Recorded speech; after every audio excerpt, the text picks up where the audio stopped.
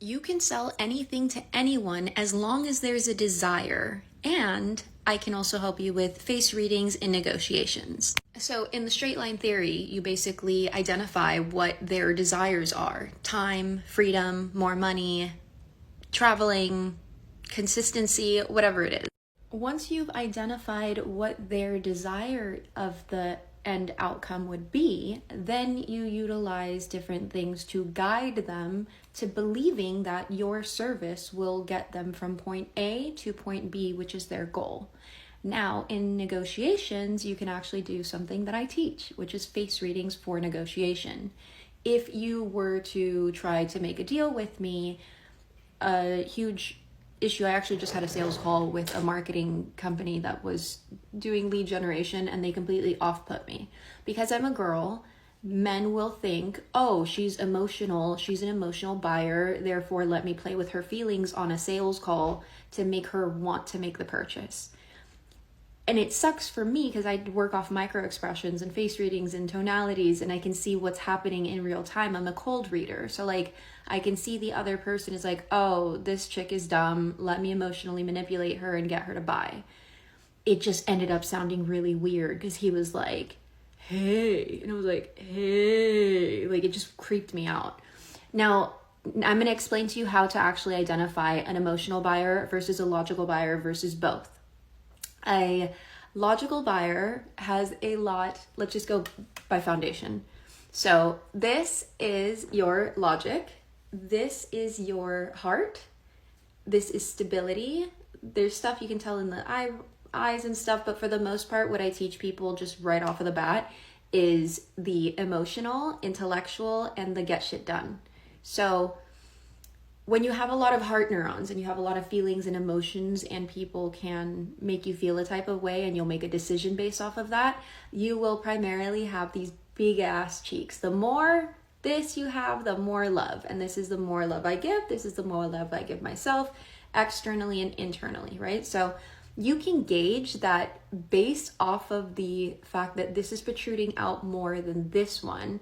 I do care about other people more, or I'm people pleasy. It can come out in a variety of different ways, but you can also see that I have a lot of logic, and this protrudes out. This protrudes out. You see this is my chin, and then there's like a whole piece of width here. That's the amount of awareness that I have. So when I walk in anywhere, I can see people's faces, know what they're wearing, take count into how many people are there. I feel like a spy. I don't mean to do it. It's just like very natural to me that like, what do you mean you don't sit in the corner where you can see everyone for safety purposes? Like, yeah, it's really weird, but that's the awareness I have. So I have a lot of love, a lot of awareness, a lot of emotions, but the interesting part of me is I have a lot of rigidness. These are actually equally balanced, so it's not one more than the other. And I have a lot of intellect, and I need to work on my getting things done, but I do have a leadership capability. So from my assessment of myself, the way that the guy was talking to me about the marketing, very emotional, manipulative, emotionally manipulative tactics, that didn't work on me because I am both. If I was a woman that only had emotions primarily and had very little this, and so we're talking about people with sweetheart faces where it's whatever, this will be right here, we're working on it, okay, we're doing better. But when someone has this sweetheart face like this and nothing here, and it kind of goes down like, I can't even make it anyways, but you know what a sweetheart face is? It's like this. And so these cheeks still protrude out, but this is all inwards, like there's nothing here. That means that the person has less awareness, maybe less logic, but a lot of emotions. And this has to do, it's scientifically proven, by the way. They did a bunch of tests to figure out what matches and stuff.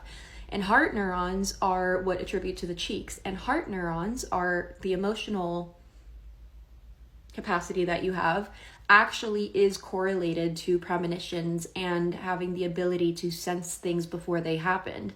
They would have a bunch of pictures that they were bringing up with people that had more heart neurons, and these people could tell it was a chicken coming up, it was an elephant coming up, it was a monkey coming up, and the people with less heart neurons could not do that. They're like, why are you showing me paper? Like, I'm not psychic. Why are you asking me what the next picture is going to be before I can see it? So heart neurons, logical neurons, everything is very important. Nothing is more important than the other. It's not better to be one or the other. They're all different and unique.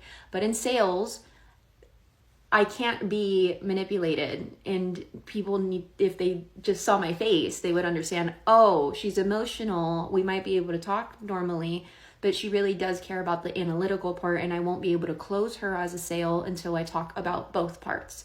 Now, a person with just, so we talked about emotional, we talked about both parts.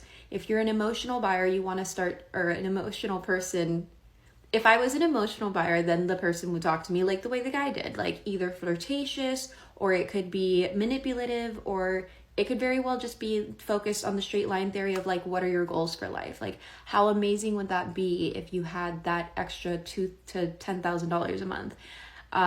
What would you do? Sorry, there's security in my building. Anyways, what would you do with an extra week at the end of every month to relax and work on your business or on yourself? What would you do to be able to retire your parents? How would that feel? These are things that are getting the person to think about the success of your service, getting the benefits and the rewards of that service, and emotionally feeling, visualizing, and connecting to what that would be, thus emotionally triggering the emotional buyer to pull the trigger. And so for a logical buyer, this will not work at all, because the logical buyer is just asked, like, their numbers. It's, tell me, how is this going to help me? Show me the proof of how you've done this before. Explain to me how it might work. Maybe I care, maybe I don't, but I like the numbers, the data, the return on investment, you get where I'm going with this. Like, what's the last quarter going to look like if I do take up with your services for the next 2 quarters? Is it going to be what, like, these are the questions. They don't give I mean, you can kind of talk to them. Everyone has emotions, everyone has feelings, everyone has logic. I'm not saying that they don't, but what is important to a logical person that does not have these, or these, sometimes they like move forward here, they're not thinking with their heart. And in fact, when you try to talk to them about the emotional aspect of the success of reaching those goals through your services, you are pushing them away, because they're like, I don't care about this. This is like some PBS infomercial stuff you're trying to sell to me, and I'm not that. So based off of face readings, you can actually have a lot more authority in your negotiations than you could ever comprehend, yet most of us don't even know that this exists. It's proven by science, it's backed by data, it's something that people have been capable of doing since the ancient Chinese times. I've studied it myself, where your fascia really does change, move, and manipulate itself based off of you. So based off of me, I have had it in my life where this was gone and this was gone, and I was just an empty shell of a person.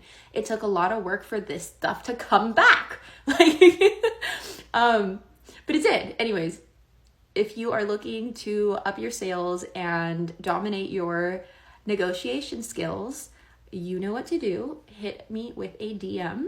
And again, my name is Anna, and I help entrepreneurs and coaches double their revenue in 1 year or less. Have a good day.